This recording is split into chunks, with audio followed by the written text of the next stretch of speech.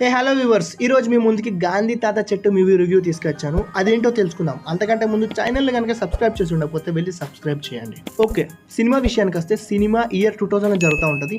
తెలంగాణలో ఒక పల్లెటూరులో ఈ స్టోరీ జరుగుతూ ఉంటుంది. స్టార్ట్ అవుతే తనిఖీల బర్ని గారి వాయిస్ ఓవర్తో స్టార్ట్ అవుతూ ఉంటుంది. ఆయనే చెట్టుకి వాయిస్ ఓవర్ ఇచ్చారు. సో ఆ చెట్టుకి ఇంకా ఊర్లో ఉన్న రామచంద్రయ్యకి మంచి బాండ్ ఉంటుంది. ఎందుకంటే ఆ చెట్టు నాటింది రామచంద్రయ్యని. గాంధీ తాత చనిపోయినప్పుడు ఆయన గుర్తుగా నాటుతాడు. అందుకే ఆ చెట్టుకి గాంధీ తాత చెట్టు అని చెప్పి పేరు వస్తుంది. ఇప్పుడు ఈ రామచంద్రయ్య గారి మనవరాలే గాంధీ. ఆమె పుట్టినప్పుడు ఏం పేరు పెడదామని ఆలోచిస్తూ ఉంటే గాంధీ తాత పేరు పెడదాం, గాంధీ అని పెడదాం అని చెప్పేసి ఆ పేరు పెడతారు.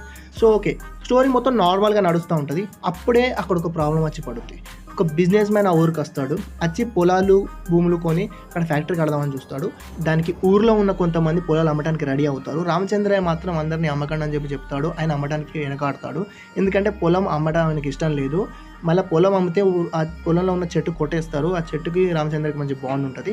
రామచంద్రయ్య మనవరాలైన గాంధీ ఆ చెట్టుని ఇంకా ఊరిని ఆ బిజినెస్ మ్యాన్ నుండి ఎలా కాపాడింది అన్నదే మిగతా స్టోరీ. సో సినిమా విషయానికి వస్తే సినిమా చాలా స్లోగా వెళ్తూ ఉంటుంది. సినిమా బాగానే ఉంటుంది. ఇలాంటి సినిమాలు మనం ఎంకరేజ్ చేయాలి. ఎంకరేజ్ చేస్తేనే ఇంకెన్నో పల్లెటూరు సినిమాలు వస్తాయి. బట్ సినిమా కొంచెం స్లోగా ఉంటుంది. అందరికీ నచ్చకపోవచ్చు, but it's a watchable film. Climax 5 నిమిషాలు బాగుంటుంది, బాగా ఎమోషనల్గా ఉంటుంది. సుకుమార్ గారి డాటర్ సుకృతి చాలా బాగా చేసిందని చెప్పొచ్చు అక్కడ. అలానే రాఘమయ్యర్ కూడా చాలా బాగా చేశాడు. ఇది వచ్చేసి మూవీ రివ్యూ. మీకు ఎలా అనిపించిందో మూవీ చూసాక వచ్చి కామెంట్ చేయండి. ఒకవేళ మీకు కనుక నా రివ్యూ నచ్చితే ఇలాంటి రివ్యూస్ కోసం ఛానల్ సబ్స్క్రైబ్ చేయండి. Thank you for watching.